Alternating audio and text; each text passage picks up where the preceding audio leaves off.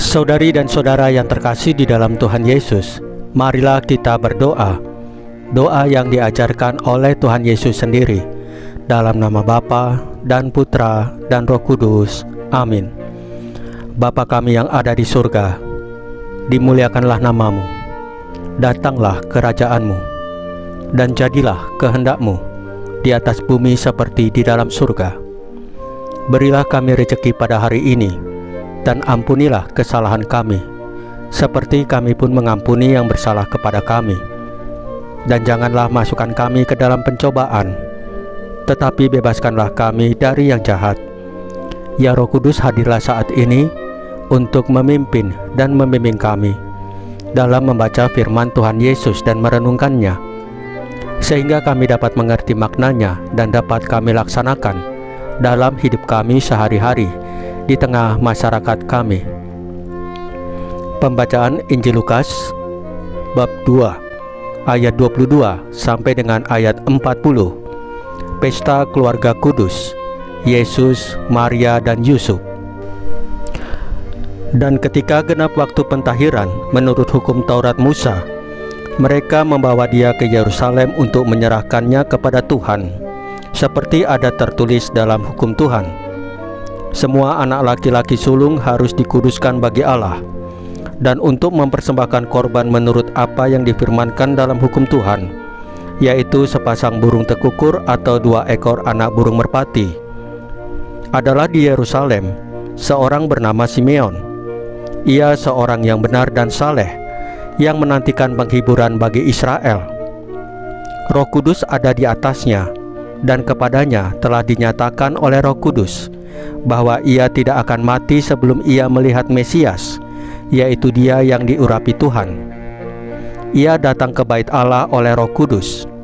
Ketika Yesus anak itu dibawa masuk oleh orang tuanya untuk melakukan kepadanya apa yang ditentukan hukum Taurat, ia menyambut anak itu dan menatangnya sambil memuji Allah. Katanya, "Sekarang Tuhan, biarkanlah hamba-Mu ini pergi dalam damai sejahtera sesuai dengan firman-Mu.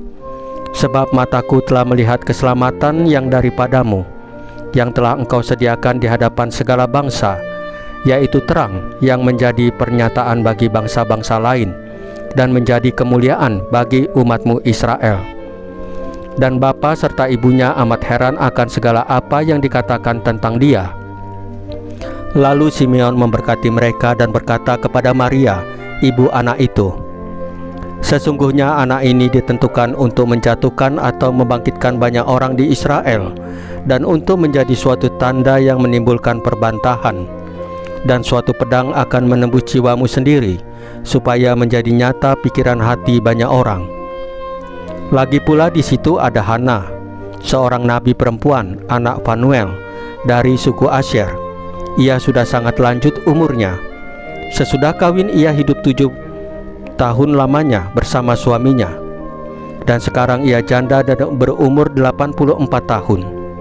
Ia tidak pernah meninggalkan bait Allah dan siang malam beribadah dengan berpuasa dan berdoa. Dan pada ketika itu juga datanglah ia ke situ dan mengucap syukur kepada Allah dan berbicara tentang anak itu kepada semua orang yang menantikan kelepasan untuk Yerusalem. Dan setelah selesai semua yang harus dilakukan menurut hukum Tuhan, kembalilah mereka ke kota kediamannya, yaitu kota Nazaret di Galilea. Demikianlah sabda Tuhan. Terpujilah Kristus. Saudari dan saudara yang terkasih di dalam Tuhan Yesus, hari ini kita diperhadapkan dengan sebuah peristiwa yang menunjukkan kesetiaan dan ketaatan Tuhan Yesus dan keluarganya terhadap hukum dan peraturan agama Yahudi. Pada hari ke-40 setelah kelahirannya, Maria dan Yusuf membawa bayi Yesus ke bait suci untuk melakukan penyucian. Tindakan ini menunjukkan kepada kita pentingnya menghormati dan mematuhi hukum agama kita. Meskipun Yesus adalah anak Allah yang sempurna, dia tetap tunduk pada hukum agama Yahudi. Hal ini mengajarkan kita bahwa sebagai orang percaya, kita juga harus mematuhi dan menghormati hukum-hukum gereja kita. Dalam perjalanan mereka ke bait suci, Yesus dan keluarganya bertemu dengan Simeon, seorang laki-laki yang benar dan saleh. Simeon telah dijanjikan oleh Roh Kudus bahwa ia tidak akan mati sebelum melihat Mesias. Ketika ia melihat bayi Yesus, ia merasa terberkati dan merasa bahwa janji Allah telah digenapi. Dalam sukacitanya, Simeon memuji Allah dan mengucapkan nubuat tentang Yesus sebagai terang bagi bangsa-bangsa dan kemuliaan bagi umatnya Israel. Kita dapat belajar banyak dari keteladanan Simeon dalam menerima dan mengakui Yesus sebagai Mesias. Dia adalah seorang yang memiliki kepekaan rohani yang tinggi dan kepenuhan Roh Kudus di dalam dirinya.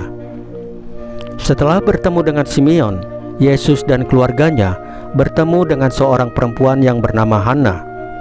Hana adalah teladan nyata bagi kita untuk hidup dalam kesetiaan kepada Allah. Hana tidak pernah berhenti berdoa dan berpuasa. Ia tetap setia kepada janji-janji Allah dan menjadi saksi bagi kebesarannya. Dalam hidup kita yang penuh dengan tantangan dan cobaan, kita juga harus tetap setia kepada Allah dan hidup dalam kesetiaan kepadanya. Dalam peristiwa ini, kita melihat bagaimana Yesus dan keluarganya menjadi teladan bagi kita dalam menghormati hukum dan peraturan agama ataupun gereja. Kita juga belajar dari Simeon dan Hana tentang kepekaan rohani dan kesetiaan kepada Allah. Kiranya renungan ini menginspirasi kita untuk hidup dalam kesetiaan kepada hukum gereja dan untuk selalu mengakui kehadiran Tuhan Yesus Kristus dalam hidup kita. Saudari dan saudara yang terkasih di dalam Tuhan Yesus, marilah kita berdoa. Ya Tuhan Yesus, Engkau adalah cahaya yang terang bagi hidup kami.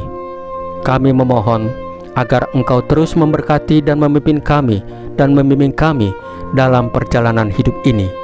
Salam Maria, penuh rahmat, Tuhan sertamu. Terpujilah engkau di antara wanita, dan terpujilah buah tubuhmu Yesus. Santa Maria Bunda Allah, doakanlah kami yang berdosa ini, sekarang dan waktu kami mati. Ya Tuhan Yesus, tambahkanlah iman kami hanya kepadamu saja, karena hanya Engkaulah Tuhan dan Juru Selamat kami satu-satunya, tidak ada yang lain. Dalam nama Bapa dan Putra dan Roh Kudus. Amin. Saudari dan saudara yang terkasih di dalam Tuhan Yesus, bacaan firman dan renungan hari ini sudah selesai. Tuhan Yesus memberkati kita semua.